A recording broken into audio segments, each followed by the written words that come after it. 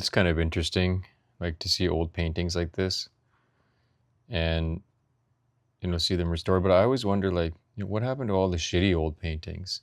It's always like, the paintings that we show are always just like good, right? They're all just considered good. Is it just that if it's a new paint, like if it's a painting that's survived from like 1850, then it's just automatically good?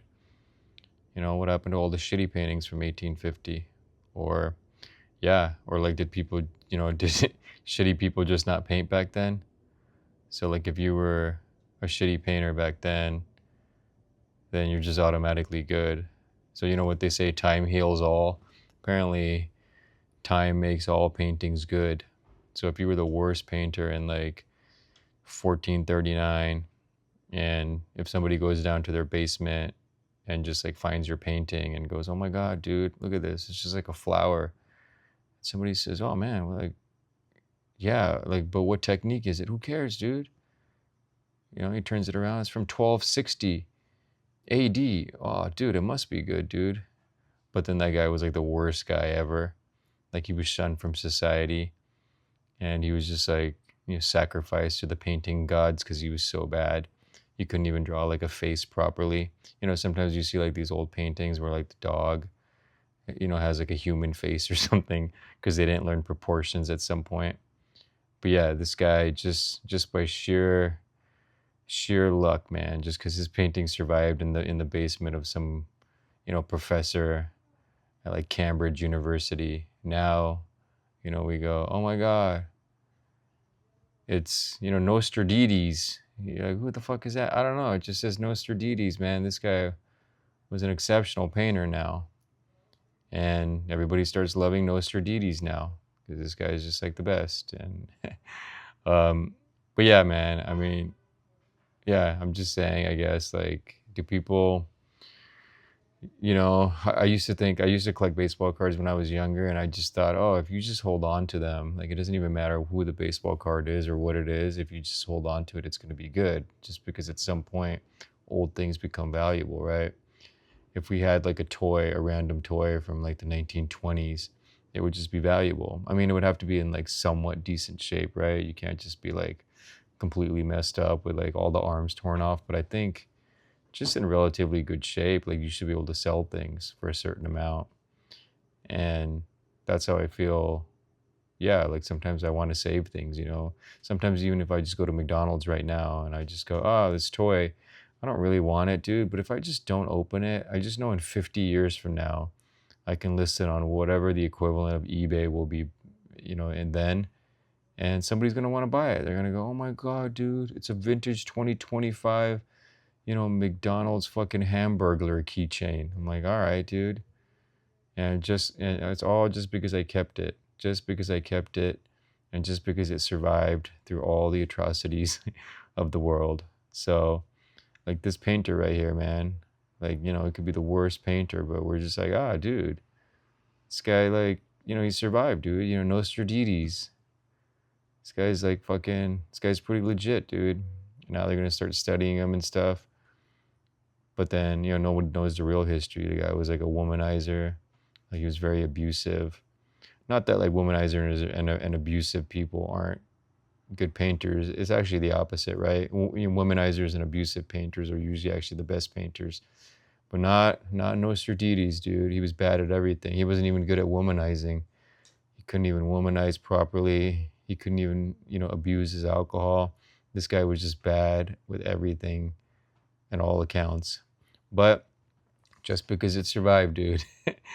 So anyway, all right. So we got like a reinvention of like the basketball hoop, and I'm gonna be honest, man. Like, these net basketball hoops were fine. Like apparently this guy's saying that net basketball hoops, like, they rip and all this stuff, and it's time to reinvent it.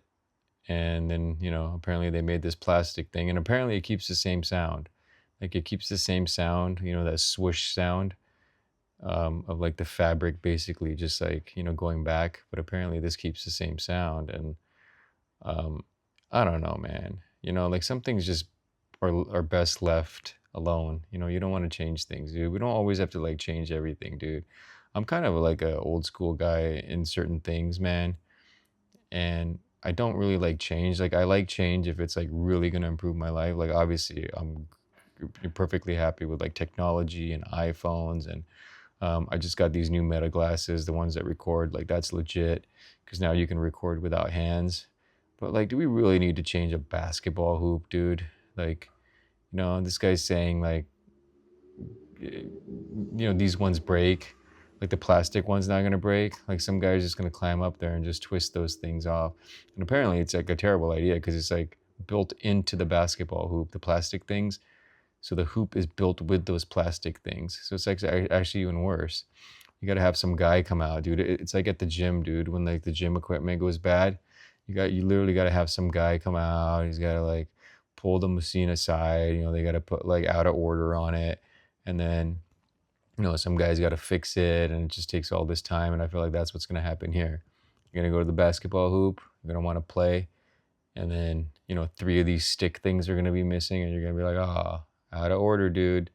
You know what's never out of order? A net hoop, and they could just use chain ones, dude. If they're all worried about like these ones breaking, yeah, just use chain ones, man. But yeah, I'm not really into innovation like this, man. Cause like, where does this? Like at some point, some guy's gonna say like, "Hey, dude, have you tried the new pants, dude?" Oh, what do you mean, man? Yeah, you wear them upside down, dude. Like the crotch is at the bottom, and you put them on like legs first, dude.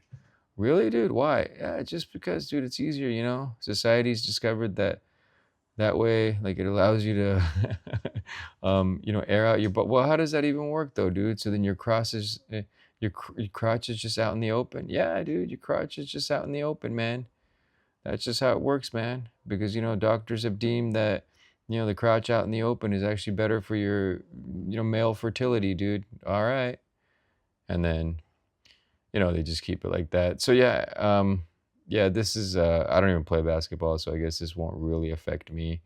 But I can still hate things, dude, like that don't affect me, dude. I just hate when people say like, "Oh, dude, do you even play basketball?" Well, then you shouldn't be one to talk. It doesn't even make any sense, dude. So like, what are you gonna say to like a baby? Let's say there's a baby and he's trying to eat broccoli and he doesn't like broccoli, and he's just like, "Oh, I don't like this broccoli," right? And then what are you gonna tell the kid?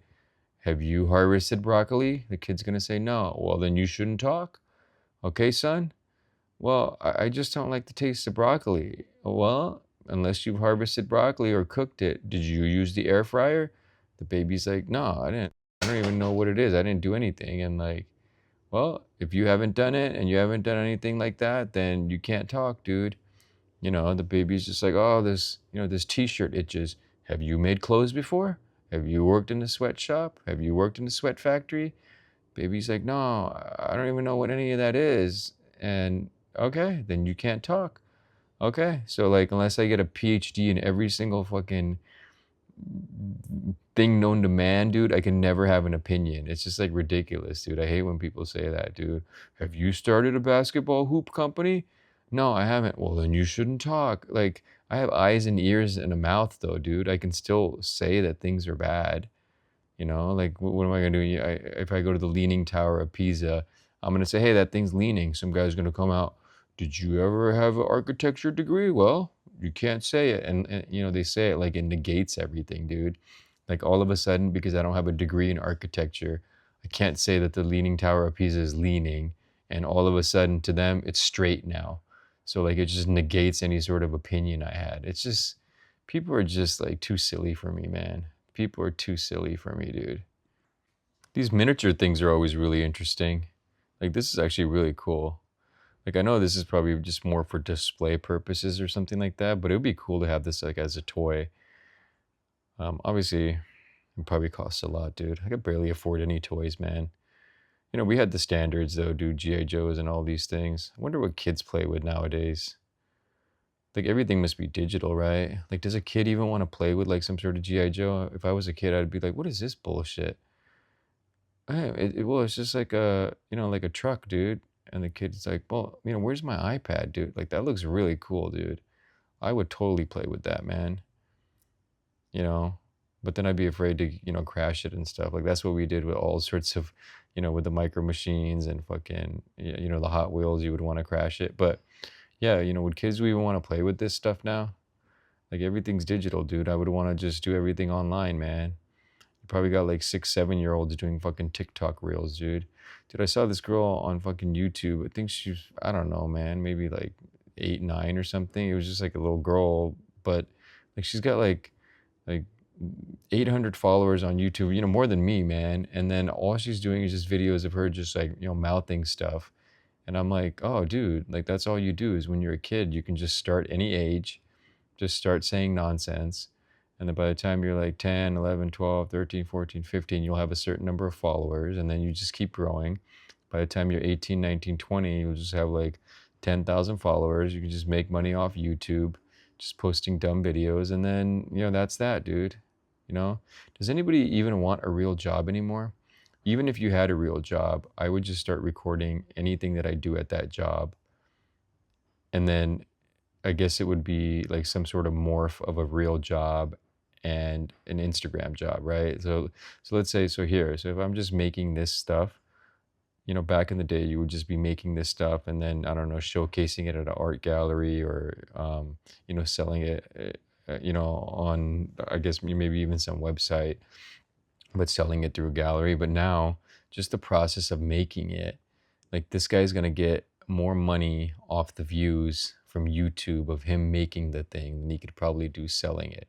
And then I guess at some point he'll get popular and he'll start selling more because of the YouTube video. But I feel like he'll just make more just doing the videos. You could do that with anything. Let's say that you mow lawns. Like I see these people who mow lawns and they just make videos of mowing lawns. Like they actually do the lawn mowing for free, but then they make a video of mowing the lawns and they look for really messed up like houses with like overgrown shrubs because they know that people, they'll get like 5 million views of people watching them mow the lawn and make like, $10,000 or something.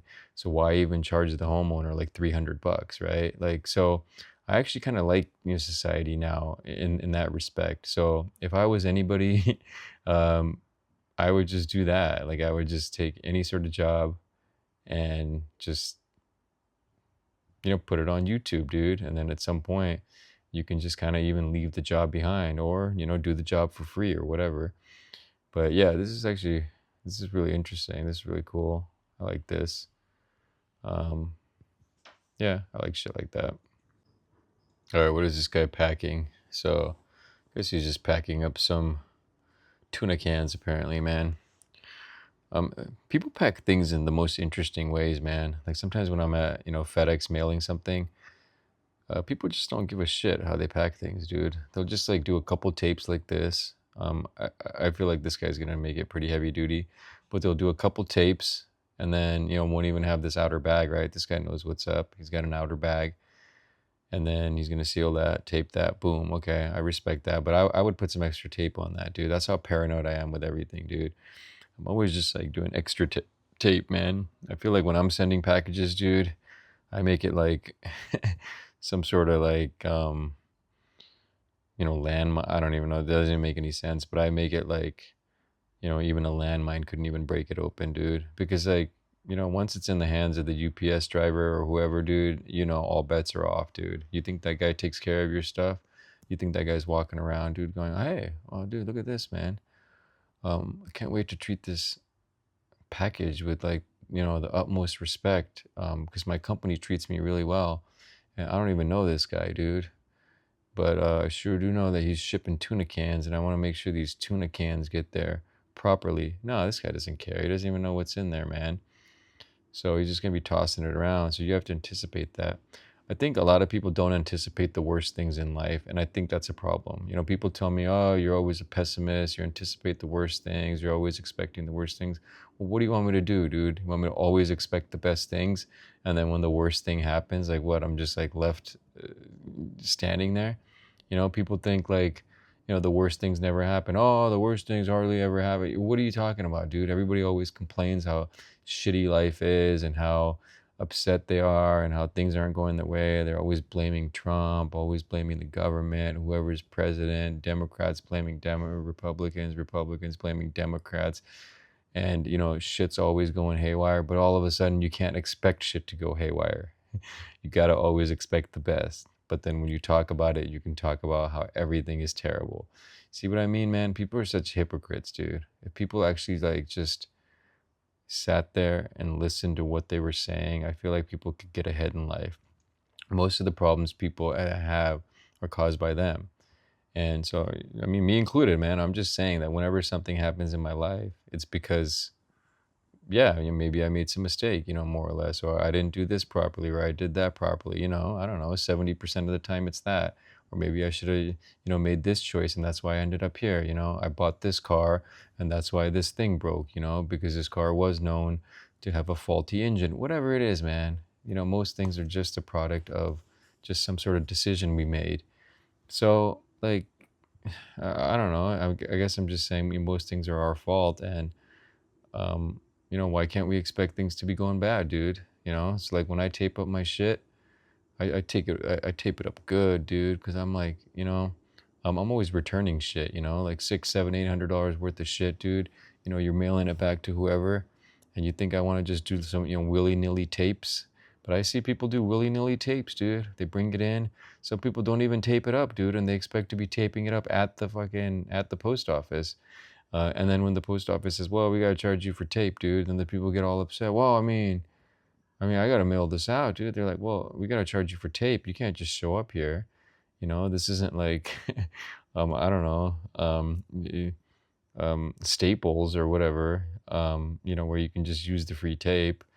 And then people get all upset, and then they don't budge, and then yeah, and then they just say, "Well, just send it without taping it," and it's like, okay, so now you're gonna mail this shit out, and then what actually ends up happening is like that shit never makes it. These tuna cans never make it.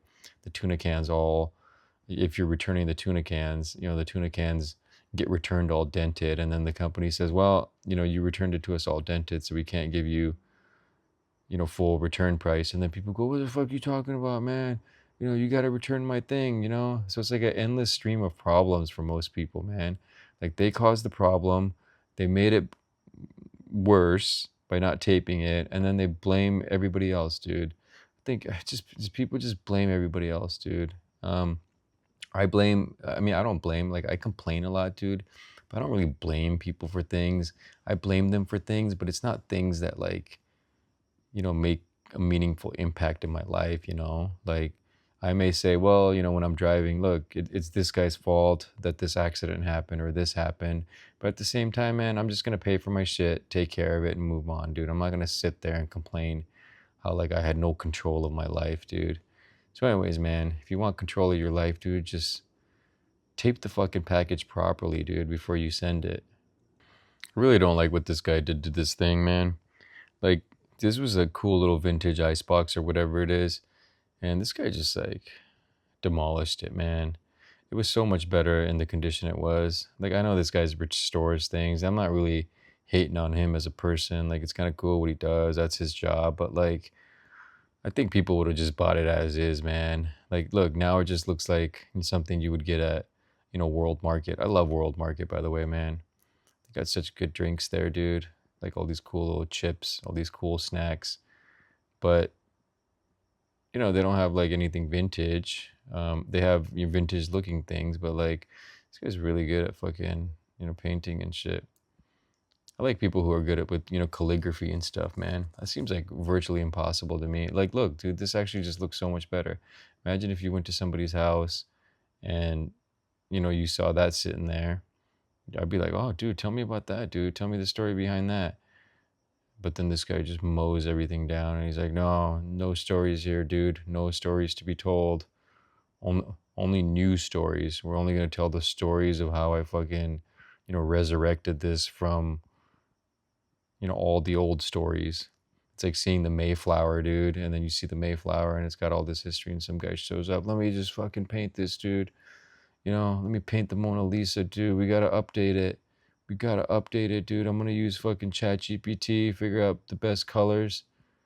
So anyway, man, I'm just saying some things are better left as they are, dude. I like cool vintage old shit, and I actually have a lot of stuff here. Like I like old barrels, like whiskey barrels, and um, I bought these like old school ammunition chests that were I don't know where they were from, but you know they're made out of wood. Like they look pretty cool. People always talk about them, dude. Like whenever people come over, they're like, "Oh, I love that chest, dude. Oh, I love." I got this old school trunk that was like some guy from World War II or something. It's even got his insignia and his name in there. Imagine if I just like painted that, did this to it. Well, there you go, dude. Now it's fucking updated. Anyway, man, I think sometimes like you just gotta leave things alone, dude. But a lot of people are not okay with old things, dude. You can tell by like how people travel. Sometimes people only travel and they only stay at brand new hotels. Everything's brand new, dude. You gotta stay at a brand. I'm not saying you gotta stay at some dirty hotel, man. But some of the best places in some countries are like out in the boonies, out in the remote areas, and they only have like just random, bed and breakfasts. I remember I was in the Philippines, man, and like I went to this area where they have like dead bodies hanging off like the cliffs, like that's where they bury them. Like they put the coffins up there, and it's like some sort of tradition. But that town, like the hotels are just pretty old school, man. Like they're just kind of old buildings hanging off the top of mountains and stuff. And they had this really big one that was like kind of new, and it was like I don't know 3 4 times the price of like the other ones. And I'm like, it was actually hard to get a room there, and I got a room in the other one, and it just had so much more character, dude. So much more I don't know, just charm. And but no one would want to stay there, dude, because oh dude, the beds are old or this is that. And it's just like people need to suck up things more, man. People need to go to third world countries and have to live there for a little while, and then they'll realize like how these little things just don't matter, man. Everyone's too spoiled, dude. Everybody wants new Coca-Cola fucking things. You just can't stand the sight of an old one, dude. Well, apparently this guy said that the old one was broken, the bottom was broken. He had to do that. Anyways, man, I'm not really blaming him. I'm just saying, like, I think we should just be more comfortable with, yeah, just things as they are, dude. Just let bygones be bygones and let things be things.